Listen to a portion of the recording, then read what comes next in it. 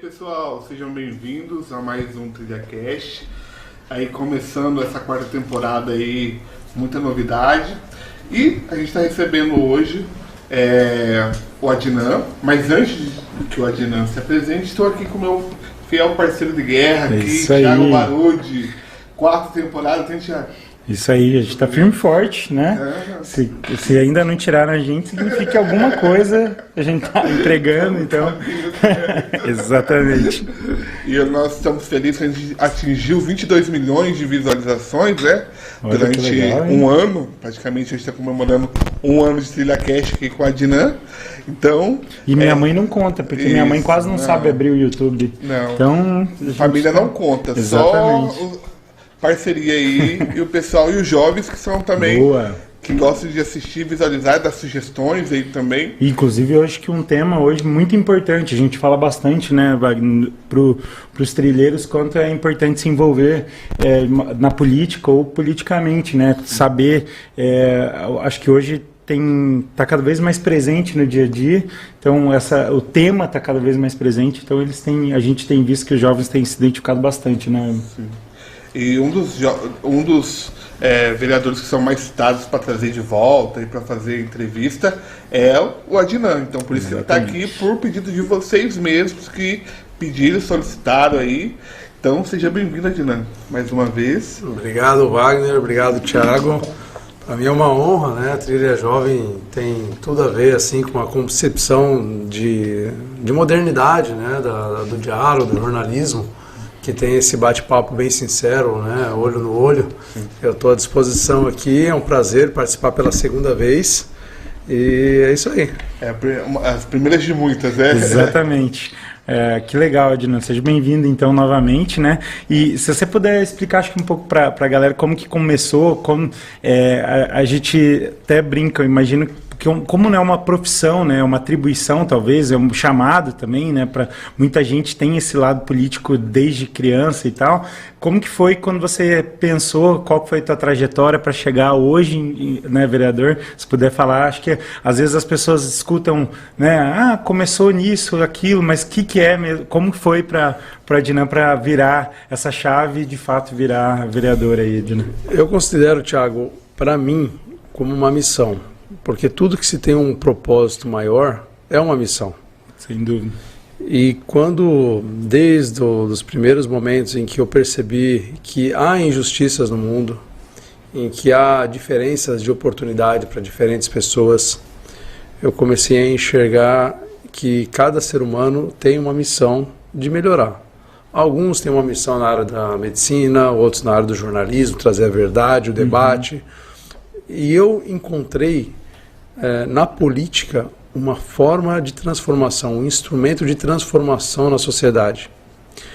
É claro que a gente tem hoje uma propaganda muito negativa da política, porque infelizmente nosso sistema ele é corrompido e grande parte dos políticos fazem parte de forma ativa ou passiva desse sistema corrompido.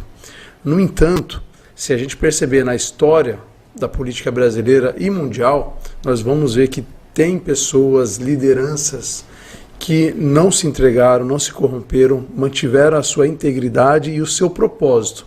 E o grande propósito da política é a transformação que você pode gerar na sociedade.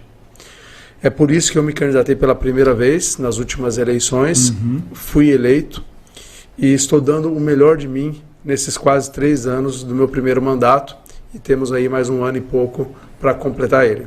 Que legal. E começou isso na faculdade, assim, né? Como esse propósito você foi vendo que foi aflorante na época de faculdade, depois, como que foi mais ou menos para você essa caminhada?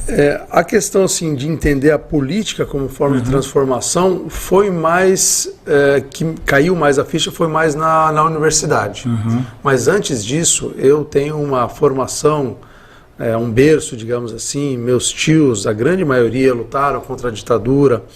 Minha mãe, desde pequeno, desde que eu era pequeno, me ensinava sobre as injustiças, sobre como ser justo e como lutar por justiça, sem falar de política, mas nas coisas pequenas, né, com o próximo. Então tudo isso foi acumulando para que na universidade, quando eu me envolvi mais diretamente no movimento estudantil, eu fui presidente do centro acadêmico 2 anos seguidos, a gente fez várias mudanças, foi ali que eu entendi que realmente a política pode ser uma forma de mudança, porque na prática eu vivi isso, eu tive essa vivência que deu resultados. E é por isso que eu acredito e estou dando o meu melhor. Claro que cada local que você está na política aumenta ou diminui a tua influência de mudança na realidade. O vereador tem as suas limitações, mas também tem muitas coisas que ele pode fazer. Um cidadão, porque a política não é só eleições, muito longe disso. Qualquer cidadão que tem aí uma causa, uma luta, que se reúne com os moradores de bairro ou com outros seres humanos para reivindicar algum direito, tudo isso é política. Essa é a essência da política.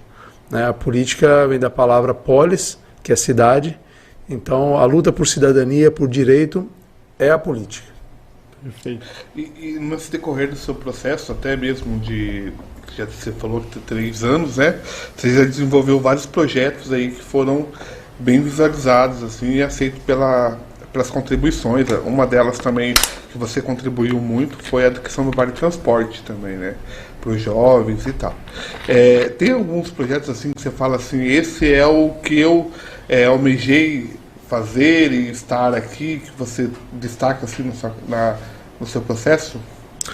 Olha, teve vários projetos importantes que eu apresentei e foi aprovado e hoje é lei. Só que se eu tiver que destacar assim, que eu me emociono até muitas vezes em que eu falo sobre, é a lei que obriga o ensino municipal a ofertar inglês e espanhol nas escolas do município. Eu acho que isso tem um impacto para o futuro da cidade, para o futuro das nossas crianças, extraordinário. Então, se daqui a alguns anos a gente vivenciar isso, de que todas as crianças terão inglês e espanhol em um nível que elas vão sair, de certa forma, fluente do ensino municipal e vão ter mais oportunidades, mais facilidade em se comunicar, vai abrir muitos horizontes, com certeza vai se concretizar um grande sonho. Um grande sonho de que realmente todos os cidadãos iguaçuenses, os filhos do trabalhador, da trabalhadora, de qualquer classe social, de qualquer bairro, tenha essa oportunidade não só de ter uma boa educação, mas de aprender o inglês e o espanhol, além do português. Principalmente quando a gente está numa cidade turística.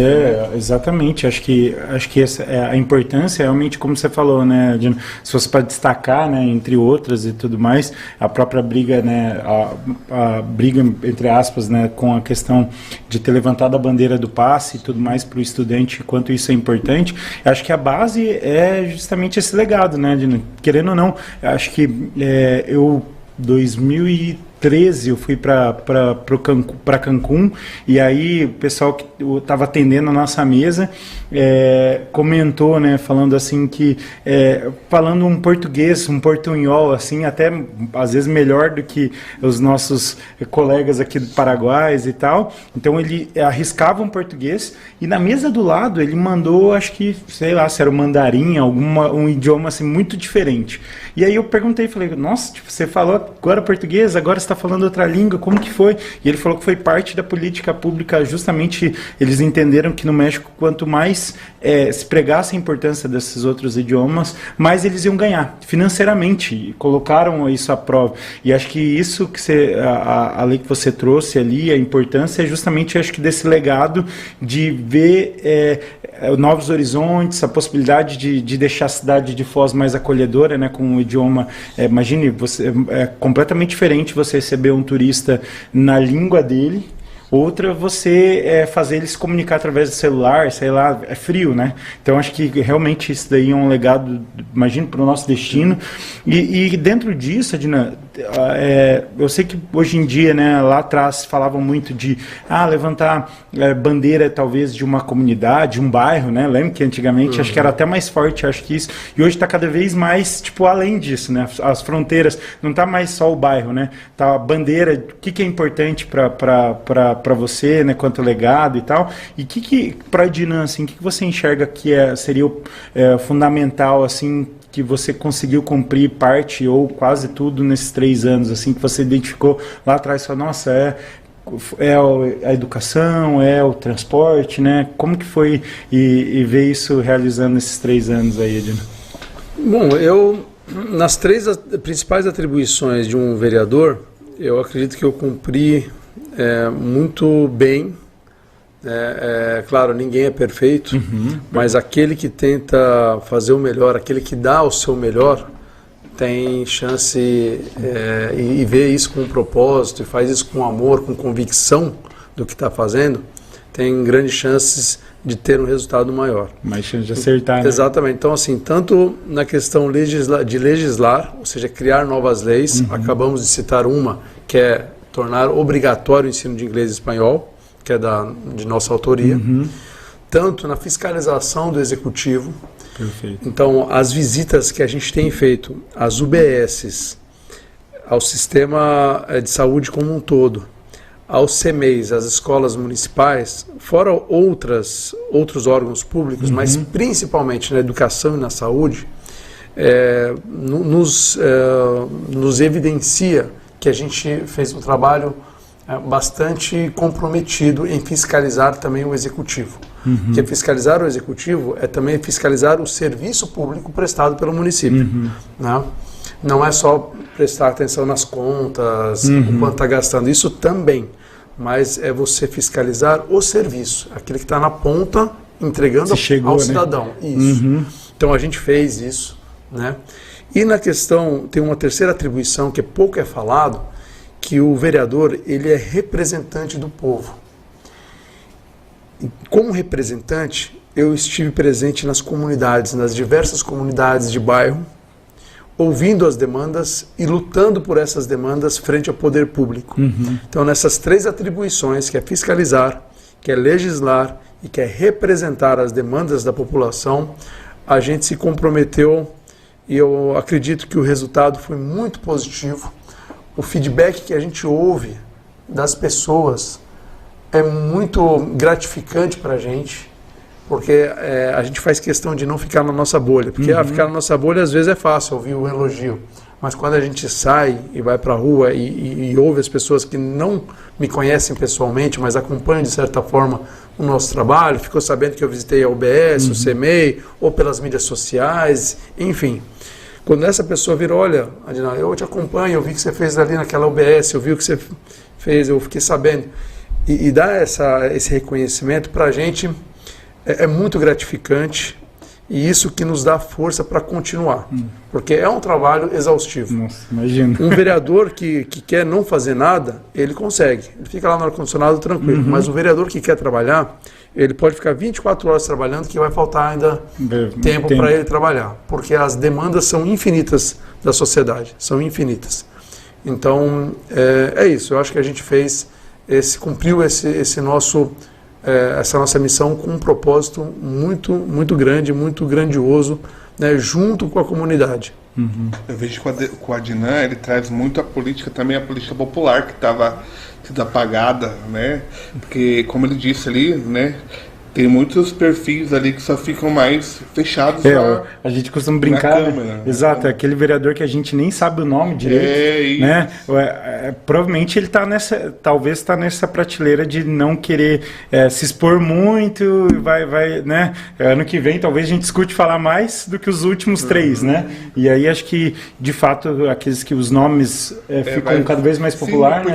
Porque acho que também é um dos princípios que você também gosta de trabalhar e desenvolver, de ser um vereador popular que também não fique só preso a uma margem social ali, mas com um contexto geral, porque abraçar todos os públicos, todas as fórmulas ali é importante. É uma linha que você quer seguir e continuar, essa demanda popular, assim, de estar em todos os lugares, interagindo com a população? Com certeza. A gente tem que... Existe uma dicotomia criada, né, entre ou você favorece a elite ou você favorece, digamos, a maioria da população que não é elite. Mas quando a gente pensa em políticas públicas para todos, todos realmente saem ganhando. E o que eu tenho defendido, inclusive, eu sou economista, eu tenho defendido a criação de um plano municipal de desenvolvimento econômico, em que a gente vai conseguir potencializar vários setores da economia que nós temos em Foz do Iguaçu e que não estão sendo fomentados. E nós temos em potencial para ser fomentado.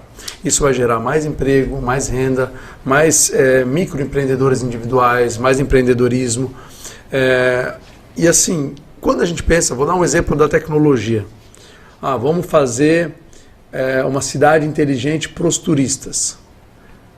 Mas a gente não precisa pensar só nos turistas. Sim. Tem gente que coloca essa dicotomia, vamos fazer para os turistas ou para os cidadãos que moram em Foz? Não, a gente tem capacidade de fazer para todos. Uma cidade inteligente, de fato, na mobilidade urbana, na comunicação, nos atrativos, no sistema de saúde, por exemplo, sabe? Marcação, o feedback dos pacientes, tudo que você imaginar pode se envolver a tecnologia e facilitar a vida do cidadão e, ao mesmo tempo, se tornar uma cidade muito mais receptiva e moderna para os turistas. Então, é isso. Eu penso, sim, claro, na população. Eu tenho essa pegada popular, mas essa pegada popular ela não vem desvinculada de uma visão muito mais abrangente, que é, nas políticas públicas, de fato, vamos dizer, assertivas, todos saem ganhando, a cidade sai ganhando, e não há uma dicotomia entre dois interesses, quando é interesse realmente do município. Consegue atingir os dois públicos, né? Caminhar em duas vertentes, assim, eu acho que hoje em dia não tem mais como excluir, né? É para todo mundo, né? Acho que esse é o fator. E assim, Edna, dentro acho que como que foi essa decisão para, no último pleito ali, você ter colocado seu nome à disposição do partido e também participar, que eu imagino que não 3, 4 meses ali full, e aí que não para, porque depois que venceu o pleito ali, agora cheguei ao meu objetivo. Não, aí que começa de fato, né? E eu imagino que esse tema trouxe bastante discussão, talvez na tua casa, no teu ambiente da família e tal, porque, querendo ou não, acho que essa foi a primeira pleito ali eleitoral com as redes sociais muito presentes no dia a dia, né? Então, hoje em dia, imagino que o eleitor sabe quem é a família do candidato, né? Vê que se tem filho, se não tem, se não é aquela pose só, não é aquela imagem, talvez, antigamente, lembra que a gente via um santinho com a pose da família ali, que às vezes você fala assim, mas eles nem estão mais casados, né? Não, agora está muito presente o dia a dia mesmo. Tempo real. Como que foi essa decisão ali de você ter tomado, falar, cara, você candidato mesmo, e que isso impactou, né? As redes sociais estão presentes, imagina, tem vários lados bons, mas também tem várias coisas mais negativas, né? Ou talvez mais difíceis, né? Então, como que foi essa decisão ali, discussão da tua família, teve isso mesmo, não teve? Como que foi isso para você, né? Assim, esse processo? Imagino que os jovens estão vendo, acho que só o lado positivo, né? Ótimo. Chegou lá, votou, ganhou, acabou. Exatamente. Daí que o negócio começa, né? Exatamente. Qual que foi? Eu vou te falar que teve muita discussão na minha família. Eu tinha sido convidado a 2 eleições antes, 8 anos antes desse último pleito que eu fui eleito. Já tinha sido convidado. Depois, há 4 anos antes, eu não aceitei também ser candidato. E nesse último eu aceitei. Aí eu aceitei com uma certa antecedência, com 1 ano antes, para poder planejar e tudo mais. E aí, claro, também conversar com os familiares para que eles aceitassem. Isso é muito importante. Mas eu digo assim que a minha família, em geral, não estava muito a favor de eu entrar na política, não, de eu me candidatar.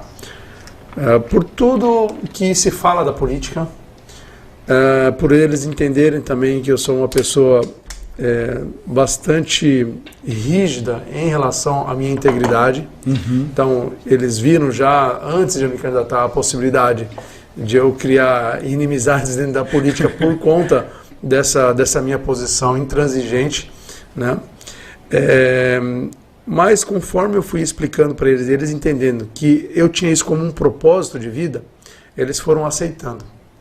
Eles não tinham como não aceitar, porque foram eles que me ensinaram a ser assim, né? E hoje, nas vésperas quase de um outro pleito eleitoral, essa discussão familiar volta à tona. Eu estou tentando empurrar cada vez mais para frente, né? Mas eles já estão querendo saber se vai ser, não vai ser, né? Tal. Aí eu falei, não, calma, tudo no momento certo a gente conversa. Deixa passar o Natal. Mas sim, é um debate muito grande. A família é muito importante nesse momento, sabe? Porque sim, você fica exposto à tua vida pessoal também, ou seja, você cria inimizades com quem não concorda que deva existir uma mudança na política, uma nova forma de fazer política. Então sim, tudo isso acontece de verdade. E você tem que ter estômago, você tem que saber apanhar, tem que saber resistir, né? E tem que colocar acima de tudo os seus propósitos. Eu não vou falar que é fácil. No meu primeiro ano de mandato, eu recebi bastante paulada de quem não concordava com a ideia de uma renovação, mas eu consegui resistir. Eu acho que a palavra resistência vale para tudo na vida. Né? Resistência e resiliência. E enfim, a família, se ela está do teu lado, você vai conseguir superar com muito mais força. Se ela não está do seu lado, daí vocês têm que repensar como dialogar para tentar chegar no entendimento para caminhar juntos. E como é que funciona esse processo também? Além da sua família, da sua vida, também você tem os moradores de Foz aí para que te traz demandas, né? Como que essas demandas chegam? Vocês filtram algumas demandas, verificam se é verdade ou não? Como que vocês podem atuar? Como é que é o filtro disso quando chega no seu gabinete, né? Na verdade, a gente vai até as comunidades na maioria das vezes, né? Mas claro, a gente também recebe no nosso gabinete muita gente, né, de Foz do Iguaçu inteira. E quando a gente vai numa comunidade, a gente geralmente faz uma reunião entre os moradores, ou daquela rua, ou daquele bairro, ou daquele grupo. E a gente anota as demandas, ouve as demandas, e para cada demanda a gente já responde para eles com a nossa experiência, que a gente adquiriu nesses 2 anos e meio, quase 3 anos. Olha, isso aqui é possível, mas pode ser que dê certo, pode ser que não dê certo. Vamos fazer uma indicação, vamos falar com a secretaria tal, assim, assado. Esses últimos é muito difícil, né? Vamos tentar, mas não quero que vocês criem expectativas. Mas a grande parte das demandas não é o vereador que tem vamos dizer, o poder, né? A competência legal de resolver, mas sim o executivo. Então, o que eu me comprometo? E eu sou muito claro para eles. Em vez de prometer, eu me comprometo em lutar por elas. E eu explico como que eu vou lutar. Primeiro eu vou conversar com o secretário, depois fazer a indicação. Se for necessário, vocês vão ter que se mobilizar, fazer um abaixo-assinado. Depois, se não der certo, a gente vai fazer uma reunião com o próprio prefeito, entregar em mãos com uma comissão dos moradores e assim por diante. E assim a gente foi até criando uma metodologia de trabalho para poder lutar pelas demandas das comunidades. E vem dando certo. Grande parte das comunidades a gente vem conseguindo ter um resultado. Não são todas, logicamente, né? Como eu disse, nós somos vereadores, nós somos limitados. Por quase todas elas a gente luta. Quando a gente vê que é uma demanda mais individual ou pessoal, a gente só orienta qual que é o caminho e a pessoa vai. Porque senão a gente acaba sendo um gabinete para interesses pessoais e isso a gente não quer. Mas quando é uma demanda coletiva, a gente faz questão, por todas elas a gente lutou, por todas elas. Né? Nem todas a gente conseguiu um resultado positivo, mas grande parte, com certeza mais da metade, a gente conseguiu uma solução, um resultado positivo. E até mesmo para ficar entendido também, porque acham que, porque fez a solicitação ou fez a demanda, acha que é rápido, que o vereador vai chegar lá amanhã, já vai colocar o asfalto lá, já vai mandar capear tudo lá, e não é assim. Mas o fato da gente explicar para as pessoas, né, aumentar o nível de consciência delas de qual é o papel do vereador, de como elas podem também lutar, isso faz com que elas fiquem mais realistas e menos digamos, não caia tanto nessas promessas de político, né? Que geralmente faz, não, pode deixar aí, eu vou construir uma escola aqui para vocês. O vereador não constrói a escola, não, eu vou fazer tal coisa.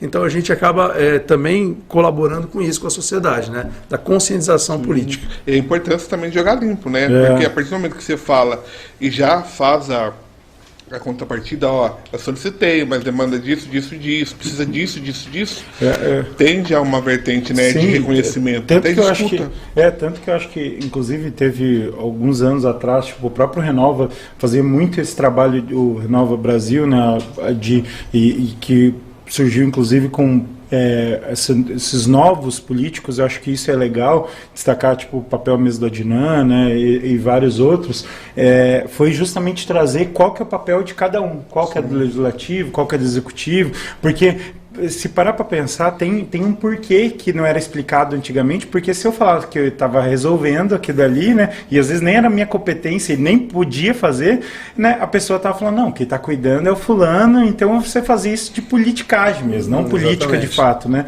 Então acho que esse papel realmente de informar, né, como que faz para ter um processo que é um desejo coletivo, né, igual você falou, às vezes baixo assinado, às vezes uma reunião com como isso é realmente bem importante. Dinan, qual que foi nesse tempo ali que você lembra, 2 anos e meio, 3 ali, que você identifica que você falou, poxa, eu queria que tivesse dado certo, porque imagino que tem várias frustrações nesse tempo ali, né, eu com a minha empresa, que é uma só, e tem, tipo, poucas pessoas ali lidando, eu já durmo, às vezes, pensando assim, nossa, queria tanto fazer tal coisa e não consigo. Imagina quando você sabe que é por bem de uma boa parte da população, que isso ia trazer um benefício enorme, e não conseguir fazer, o momento não dá, não tem verba, não tem, sei lá, como que lidar com essa frustração no dia a dia, Edna, se puder falar pra galera, porque eu imagino que assim eles podem ter até mais empatia, né? Quando começa a pensar no papel de quem está do outro lado, né? Olha, eu acho que as maiores das minhas frustrações enquanto vereador nesses anos é na área da saúde. Porque quando a gente vê o povo sofrendo, às vezes, sabe, por um exame, por um retorno, por uma cirurgia que é necessária e demora, sabe, o sofrimento é um sofrimento muito grande, assim, saúde, quer dizer, é a vida da pessoa. É pra já, né? É a vida. Então, são as maiores frustrações, assim, de que, olha, o vereador não consegue. A gente fez indicações e tudo mais, mas não consegue fazer uma grande mudança, né, de fato, um vereador. Né? Então, assim, eu tenho, a minha esposa é médica, está fazendo residência no hospital municipal. Então, além do que a gente enxerga nas UBSs, nas UPAs, no hospital municipal, do que a gente ouve das pessoas, além disso, a minha esposa traz todo dia uma história. Imagina. Então, assim, realmente frustrante, sabe? É uma dor, assim, se sentir incapacitado, sabe? É uma coisa frente à perca de vidas ou a pessoas esperando muito na saúde, né? Então isso realmente é algo frustrante para mim. Fazendo um paralelo, né, que a gente vê acontecendo hoje na Palestina. Então ver aquelas crianças morrendo, sabe, em um mês morreu mais de 5.000 crianças. Então ver aquilo lá e não poder fazer nada é uma dor parecida com o que a gente vê com também os cidadãos na saúde. E esses cidadãos, às vezes, são crianças também. Então, para mim, assim, saúde, criança, são sagrados. Sabe? Então, eu acho que as maiores frustrações estão por aí. Mas também imagino que motiva para, tipo, querer continuar, por exemplo, né? Num pleito desse, tipo, será que eu saio, né? Não, quero continuar porque eu sei que ainda dá para fazer tanto vereador, ou talvez como candidato a prefeito, ou como né, apoiar depois, à medida que, caso não vença, ser secretário ou algo do tipo. Imagino que isso que deve motivar também, né? Porque ao mesmo tempo que dá a frustração, também deve mover para, tipo, talvez a gente consegue melhorar. Porque em relação à saúde, Dinan, é até legal falar isso para os jovens e tal, e para para familiar que está vendo e tal, às vezes ele não tem a devida noção quanto é complexo o tema saúde em Foz por conta de brasiguaios que têm documentação brasileira, que chegam aqui, precisam ser atendidos, né? Eles têm documentação, mesmo que eles não moram aqui, mesmo que eles não tenham renda aqui, né? Moram em, sei lá, Santa Rita, né? Naranjal, tem um monte de cidadezinha que boa parte da população tem CPF. Né? Então, isso não, muitas vezes não é contabilizado. Se você quiser até falar um pouco sobre essa demanda, porque eu imagino que isso, as pessoas falam, mas é fácil. Né?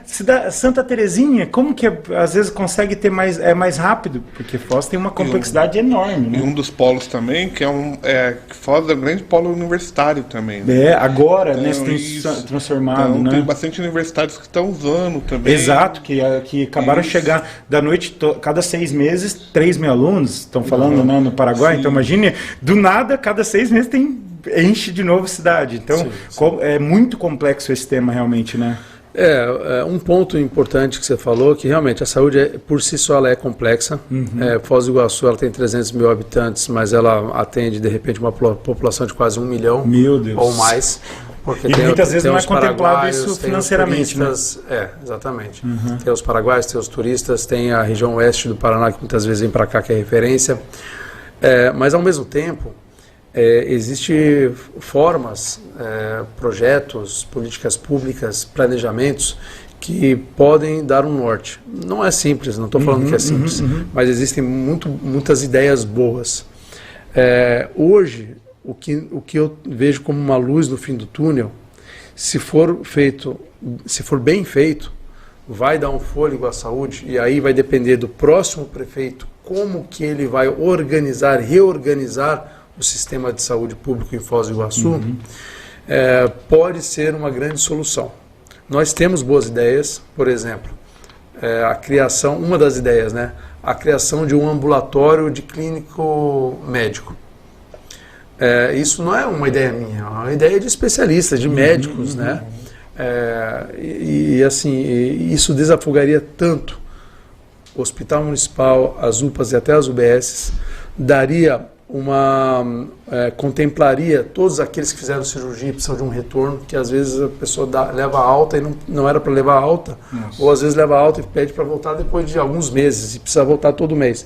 Esse ambulatório faria uma diferença enorme. É uma ideia pequena, mas existem muitas ideias que no conjunto delas pode desafogar, pode melhorar e pode trazer uma eficiência na gestão da saúde. O que eu falo que é uma esperança, uma luz no fim do túnel, que está em processo já, e que se for bem feito vai realmente dar um fôlego, é a federalização do hospital municipal. O hospital hoje gasta mais de 10 milhões por mês, e tem eu não sei agora exatamente o número de funcionários. Então, esses funcionários todos poderiam servir para atender as UBSs, por exemplo. Né? Então, aumentaria o número de funcionários. Teríamos 10 milhões a mais para investir em outras áreas da saúde, se for federalizado. Mas claro que essa federalização ela tem que vir com outros instrumentos. Primeiro, a ampliação do hospital. Hoje o hospital ele não comporta o que deve comportar. Tem que ter prédios novos, estruturas novas, né, e mais adequadas. E tem que vir também com mais especialidades, médicos especialistas em todas as áreas para poder ter um atendimento. Se tiver federalização, se vier com mais estrutura física e com mais especialidades, vai resolver um grande problema dependendo da capacidade de gestão do próximo prefeito. Porque também não adianta fazer isso e o prefeito não ter uma visão da saúde pública em Foz do Iguaçu. Mas se casar essas duas coisas, temos uma esperança. Nossa, eu acho assim, também que essa importância e essa solidez de colocar o governo federal também junto, né, para fornecer mais leito, eu acho que tem como, né? Ainda mais tratando de uma demanda que envolve, como você falou, né, turista, envolve região, envolve... É uma cidade turística, né? Exato, acho que tem toda uma complexidade que realmente a questão de federalização ali da estrutura, porque se parar para pensar, né, Dina, mostra um pouco dessa complexidade, como você falou. O hospital municipal é relativamente novo, né? Já não era para ter tantos problemas relacionados à infraestrutura que tem ali, se parasse para pensar, tipo, lá atrás, talvez o porquê da criação, né, o ambiente, imagino que ali não tem tanto espaço assim para crescer, né, então olha, já foi toda uma estrutura que foi feita ali num ambiente que já é um pouco mais, tem uma estrutura limitada ali, né, então acho que realmente essa discussão, igual você falou, tem luz no fim do túnel, tem muita gente, esse lado de Foz é bem interessante, acho que você pode falar com mais propriedade ainda, de voluntários e de pessoas que se dedicam em prol desses temas, na educação, saúde. Foz tem muita gente que trabalha para levantar essas bandeiras, né? Que eu acho que realmente dá uma luz ali, né? Dá acaba deixando a gente até mais de maneira mais positiva, pensando que pode ir melhorando essa estrutura que hoje tem, né? Sim, o hospital hoje realmente não tem muito para onde crescer em termos de construção, mas já temos estudos que nas proximidades tem áreas públicas. Então, por exemplo, uma das áreas é da Receita Federal. Então, se for federalizado, pode se construir um prédio novo ali. Sim. Entendeu? Uma estrutura nova para o hospital. E construindo uma estrutura nova, se muda para lá, e onde é hoje, reformaria e reconstruiria um outro espaço. Então, há sim... E teria até mais conexão com o próprio Unila, né? Por ambos serem federais, né? Exatamente. A Unila, ela ali está se tornando já um hospital universitário. Então, esse casamento aí seria perfeito, né? Mas... Facilitaria, inclusive, Ed, na tua visão, a questão dos mais médicos, desses próprios médicos que estão se formando aqui, poder assumir vagas em Foz com essa federalização? Facilitaria ou talvez nem tanto nessa conexão? O que você enxerga aqui?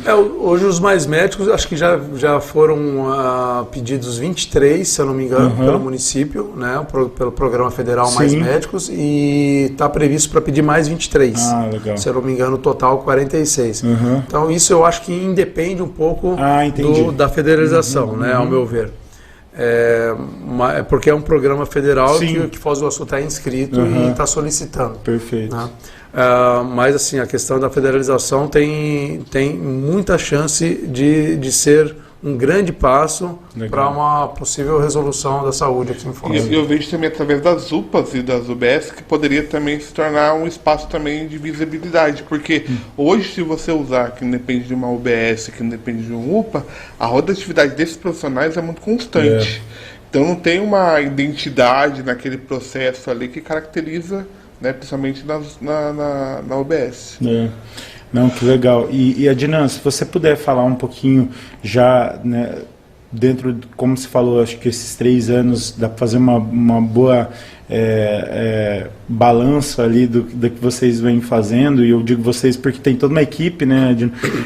O que você acho que considera que para o ano que vem vai ser fundamental, assim, se tratando de um ano eleitoral, que vocês tendo cada vez mais proximidade com a população, o que você enxerga que o ano que vem vai ser fundamental, assim, porque eu imagino que dentro dessa discussão, né, a gente tem falado um pouco da questão da saúde, falou um pouco da questão do Vale Transporte, que teve essa discussão esse ano bem forte, agora está processo dos professores, acho que impactou boa parte ali, essas greves impactaram o dia a dia da população de Foz, né? O que você enxerga que é interessante a gente ficar de olho para o ano que vem?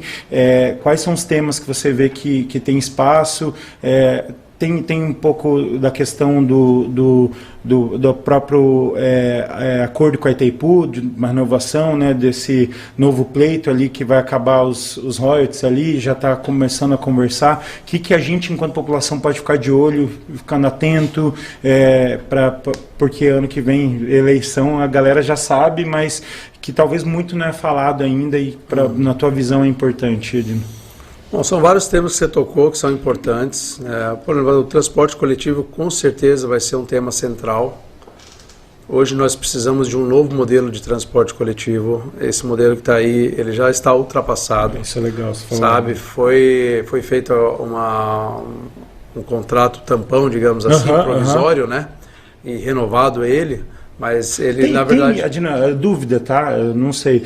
Vocês enxergam, tipo, em algumas cidades, algumas coisas bem diferentes que você pode talvez destacar, assim, em relação ao transporte, dentro desses estudos vocês já têm visto? Com certeza, com certeza. Nós estamos fazendo um estudo, dois estudos. Um sobre a qualidade do transporte coletivo, né, o modelo mesmo, dos ônibus, dos trajetos, de como funcionaria para Foz do Iguaçu. E o outro é sobre a possibilidade de um passe livre universal. Caramba. Então, nós temos, esses dois estudos estão sendo baseados em grande medida em já experiências em outras cidades. Olha que legal. Então, nós já temos outras cidades no Brasil que podem servir de referência. É claro que a gente não faz um copy-paste, né? Sim. Não, a gente estuda a nossa realidade, cada realidade é diferente da outra. Tamanho de cidade. Mas a gente pode aprender muito com experiências de sucesso já. Que legal. E aqui em Foz do Iguaçu a gente consegue elaborar um novo modelo. Nós precisamos, na verdade. Esse é um dos temas, né? É um tema que você comentou aí, muita gente fala, e há um equívoco sobre os royalties de Itaipu. Não vai acabar os royalties de Itaipu para o município. Tá? O que vai ser renovado, inclusive pode aumentar nessa renovação, né, entre o município e a Itaipu, pode inclusive aumentar a percentagem de royalties. Nunca se sabe. Tudo vai depender das negociações. Bom, outros temas, a saúde é um tema central, com certeza. Tá? A mobilidade urbana como um todo, mas também o transporte coletivo que se insere. E uma nova forma de fazer política, que é a eficiência da gestão pública. Muita gente acha que quando fala de eficiência, eficiência é só gastar menos, é economizar. A eficiência é você trazer mais serviços e de maior qualidade com o mesmo dinheiro. Não é você economizar. Se você só economizar, o que está ruim fica pior ainda. Entendeu? Você tem que, com o mesmo dinheiro, entregar muito mais. Então, um dos temas muito importantes é se a pessoa tem visão de cidade, ou seja, ela consegue fazer um planejamento numa visão de cidade, em todas as áreas de desenvolvimento econômico, de transporte, de saúde e tal, planejamento, e se ela tem capacidade de gerir de forma eficiente a administração pública. Então, acho que esses dois temas são os mais estratégicos que as pessoas têm que tomar em conta quando for escolher o prefeito ano que vem. E até também ressaltando que a Itaipu Binacional está cada vez mais fornecendo, né, oportunidades a projetos. Nós somos um dos projetos que recebem recursos da Itaipu. A gente agradece muito pelo apoio e pelo convênio, né? Mas são parceiros estratégicos. Cada vez mais assim apoia e nos ajuda para cada vez mais estar presente ali na atuação pública, principalmente com jovens, que é uma das vertentes da vertente social, né? Agradecer ao Enio lá, que sempre nos apoia. E, além disso, Adina, você também é um dos defensores da educação.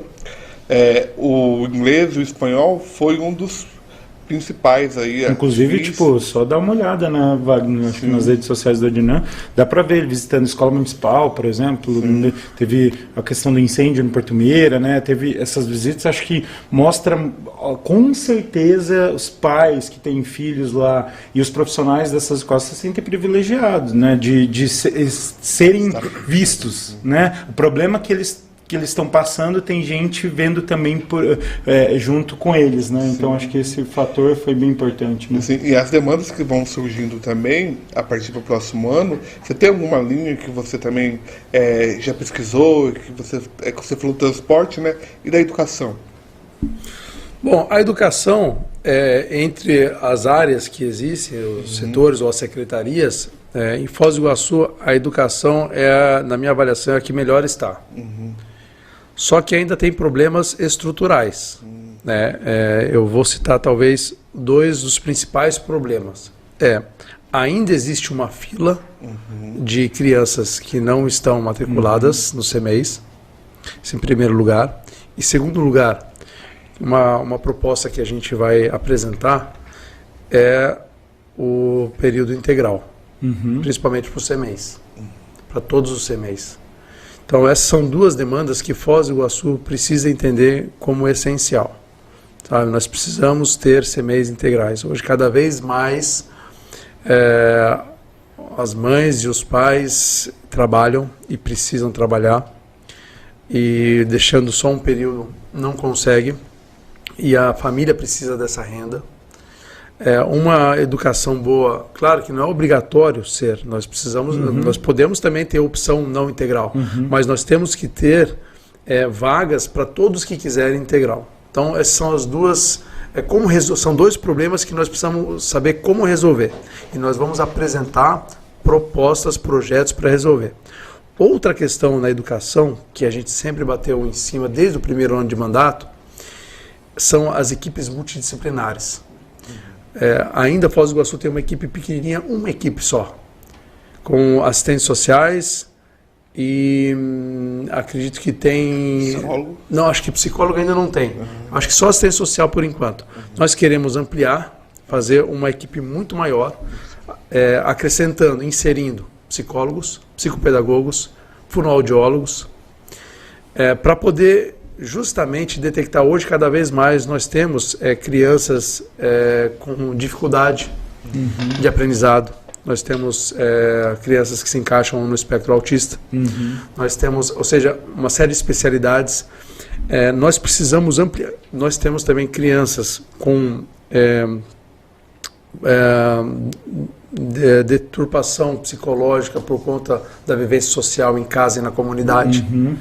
Então nós temos que aumentar essas equipes para poder identificar isso, para poder tentar sanar isso, para poder fazer com que aquela criança de fato tenha essa oportunidade de ser educada e de não sofrer, de não ter interrompido nem a educação e nem o direito que ela tem à infância, para que ela seja um cidadão, que ela tenha toda a oportunidade de se desenvolver, né, e todas as oportunidades da vida. Então, são várias propostas na educação que você perguntou. Tem uma até que eu pensei agora que a gente fez no primeiro ano, eu e o vereador Calito juntos, fiz um projeto de lei, mas a gente juntou emendas impositivas e tudo mais, que para identificar déficits visuais nas crianças de escolas públicas. É uma coisa que parece boba, mínima, mas muitas crianças têm uma dificuldade de aprender porque elas não enxergam e elas nunca pensaram, nem os pais, nem os professores pensaram que poderia ser esse o motivo, e muitas vezes é esse o motivo. Um motivo tão simples. Então a gente apoiou um grupo de extensão, projetos de extensão da UNILA, de medicina, que fez uma varredura, uma triagem nas escolas municipais. E dessa triagem, essas crianças que tinham a possibilidade de ter, elas encaminharam, e a gente fez uma parceria com a Secretaria de Saúde para elas poderem ter, aí, depois dessa triagem, um atendimento oftalmológico e depois adquirir um óculos com a lente gratuitamente pela prefeitura. Tipo, então, não foi só identificar o problema, né? Exatamente, foi até o final. Até o final. Então isso é algo, por exemplo, né, que vem nessa linha. Mas além do déficit visual, há tantos outros problemas possíveis, né, que acontecem na realidade e que a gente pode melhorar. Mas algumas das ideias são essas. Não, são ideias boas, né?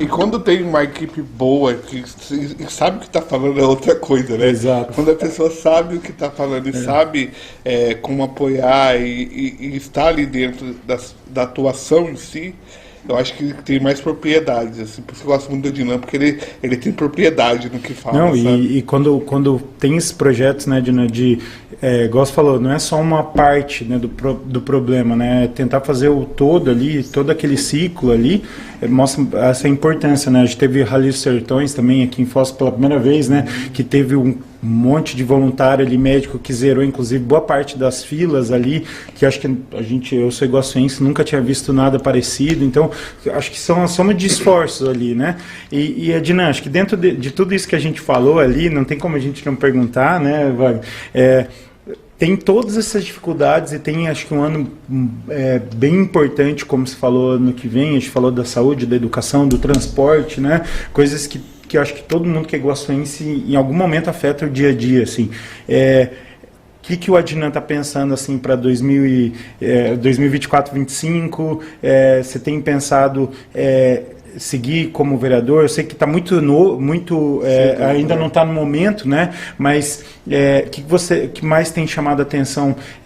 Dá para pensar talvez, tá?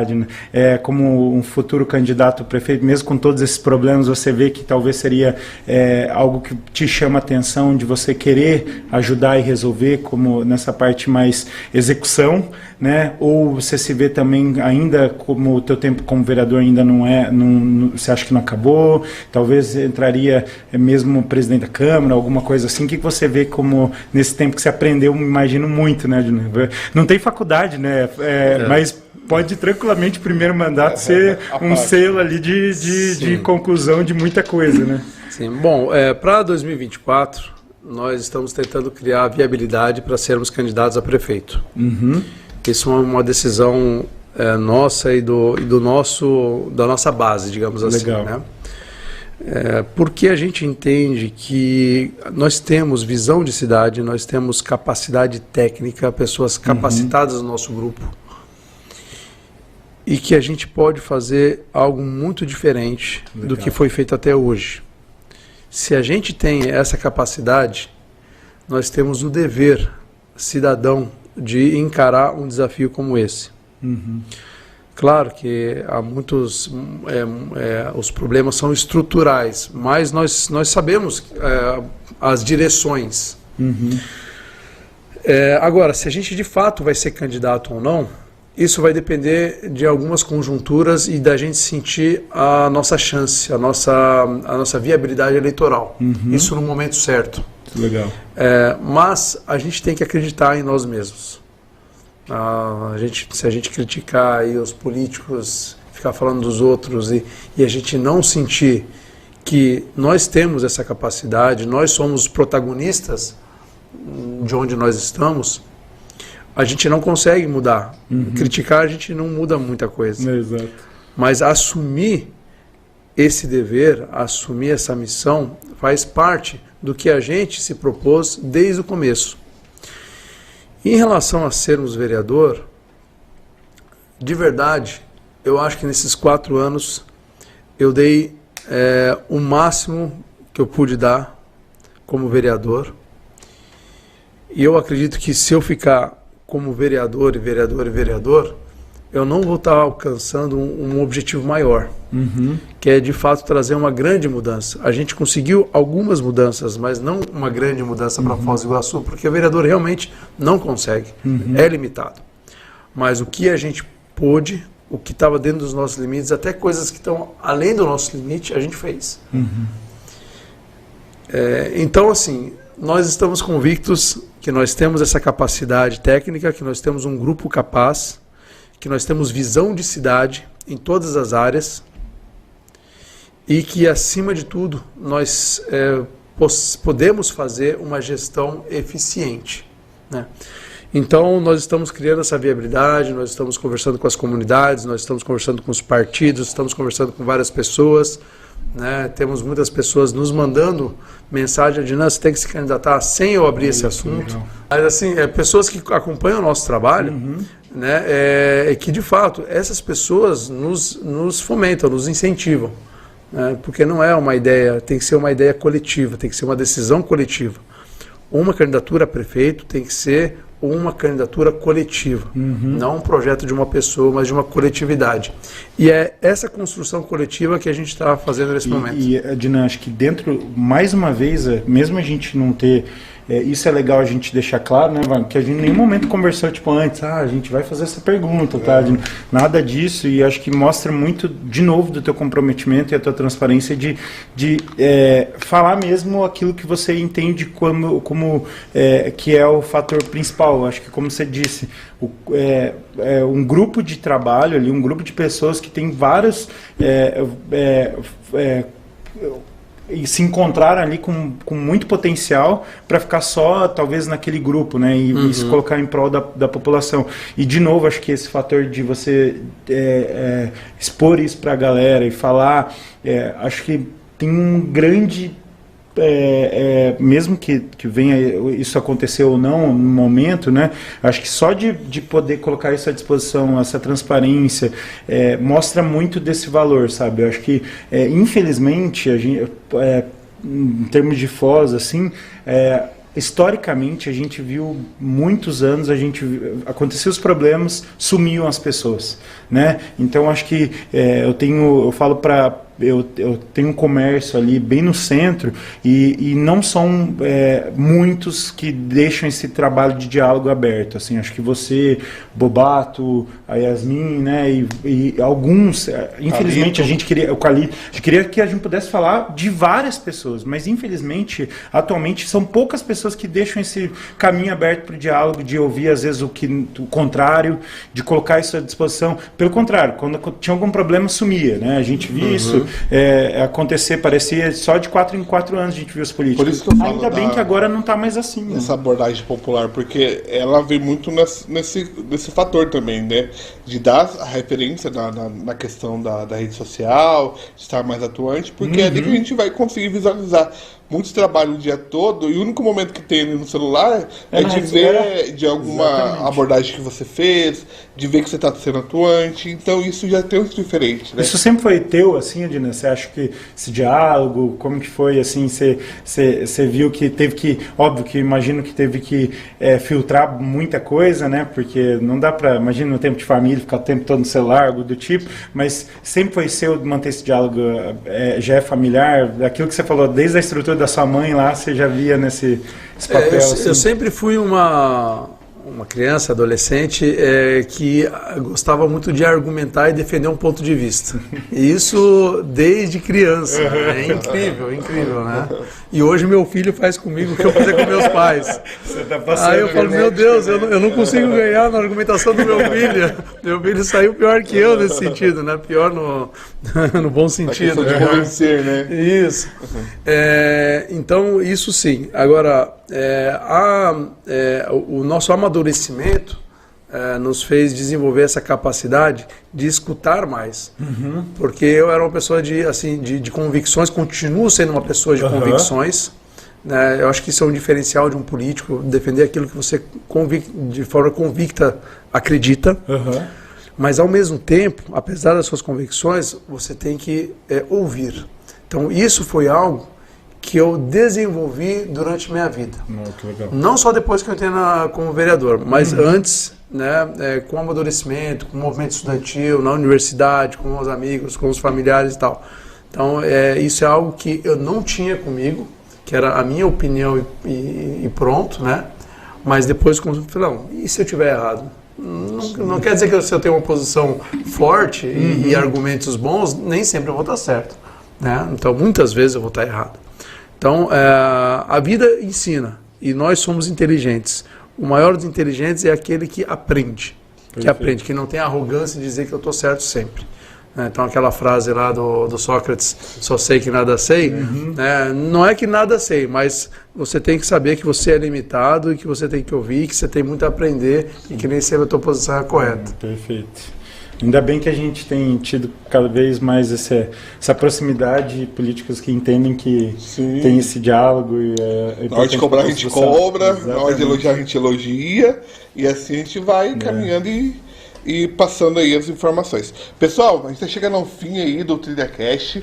Então, passou tão rápido que a gente nem sentiu, né? Ano que vem a gente vai ter que conversa ter esse papo aí boa de novo. É outra coisa, né? Exatamente. Mas obrigado, Dinan, mais uma vez pela participação. A gente gosta muito que você vem, porque a conversa flui e quando tem propriedade é outra coisa, né? Eu que agradeço, eu sou um fã do TrilhaCast, acompanho o trabalho do Thiago e do Wagner, de verdade, acompanho as suas entrevistas lá também. Não tenho ido muito ultimamente no café, mas também sou um admirador do teu café lá. O Wagner também acompanha você nas redes sociais, a gente sempre está em contato, com mais frequência. Isso que eu ia falar, Adnan, se puder passar as redes sociais aí do Adnan. A gente vai deixar no vídeo aqui embaixo. Por favor. Ótimo. Pessoal, aqui no descritivo do vídeo embaixo vai ter aí as redes sociais que você pode entrar em contato com o gabinete e conversar com a Adnan aí, que tem essa proximidade aí, tá bom? Exatamente. Isso aí. E Adnan, só agradecer realmente, como o Wagner bem disse, né? A gente teve recentemente até uma conversa, fui entender de um projeto proposto por por você e tal, e alguns pontos que eu achava, né, creio na minha humilde burrice ali, não concordo, mas você é sempre muito solícito de responder e explicar, isso é muito legal, realmente agradeço aí, e deixar claro para a galera que se você acha que sempre está governado pelos maus, né, então só a tua inação é o que acaba deixando cada vez pior, né? Então a gente se envolver mesmo na política, envolver no dia a dia, ler, não entendeu pergunta, então acho que teu papel tem sido, além, eu diria, dos 3 que você falou, Adnan, além dos 3, o quarto seria essas informações que você sempre realmente está muito, e parabéns para você e pela tua equipe, que eu imagino que também sempre está disposta a fazer isso, de trazer informação. Então, se você quiser a tua última fala, fica à vontade. E outra coisa, quando a gente admira a pessoa, o cidadão, quando ele está numa função pública, a gente admira mais. Exatamente. Né? Então, não queima, né? Pelo contrário. A gente referencia mais. Exatamente. Né? Então isso que é o mais importante. Mesmo estando no cargo que você está, você não perde a humildade. Isso que é de grande valia nos dias de hoje. Né? Bom, eu quero, para finalizar, obrigado pelas palavras, Wagner e Thiago, né? Para finalizar, eu quero agradecer aos nossos assessores parlamentares. Eles são 4 e os 4 acreditam no nosso projeto político. Isso é muito importante. Mas outros já passaram pelo meu gabinete e outros, nós temos hoje dezenas de assessores, consultores, apoiadores que fazem um trabalho voluntário em Foz do Iguaçu, lideranças de bairro, professores, diretores de escola e etc. Então, a todos eles eu quero agradecer por acreditar no nosso projeto político. Eu acho que isso é muito importante. A política não se faz com uma pessoa, com uma ideia, né? Ela se faz de forma coletiva. E é isso que a gente está construindo, e é por isso que eu quero agradecer a cada um que nos apoia e que participa ativamente do nosso processo de construção coletivo da cidade. Até para agradecer, ele agradece o povo. Ele é o capitão do time, você agradece o time, muito legal. Então, gente, obrigado pela participação e por ter ficado com a gente até agora. E você também que acompanha o vídeo gravado, fique aí, acompanha nós também nas redes sociais, @PoliGuaçu. E tiver alguma dúvida, indicação de entrevista, pode encaminhar pra gente também. Até mais, tchau, tchau. Valeu, gente, até mais.